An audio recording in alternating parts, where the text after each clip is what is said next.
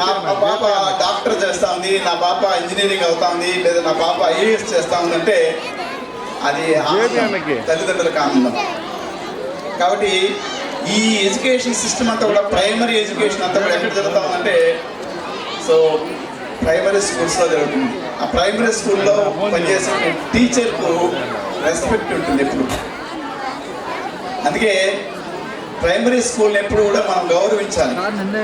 So టీచర్కి మంచి value ఉంది, పేరెంట్స్కు దానికి సపోర్ట్ ఉంటుంది, స్టూడెంట్స్ ఈ ముగ్గురు కలిస్తేనే ఎడ్యుకేషన్ సిస్టంలో భాగం. టీచర్ లేకుండా, స్టూడెంట్ లేకుండా, పేరెంట్ లేకుండా ఉంటే ఏది కూడా సక్సెస్ కాదు. సో పేరెంట్స్లో మనకు ఇద్దరు ఇంపార్టెంట్ వ్యక్తులు ఉన్నారు. ఒకరు మదరు, రెండవది ఫాదర్. సో మదరు, ఫాదర్, ఈరోజు మదర్కి కానీ ఫాదర్కి కానీ మంచి రెస్పెక్ట్ ఉండేటువంటి స్టూడెంట్ ఎవరైనా సరే వాళ్ళు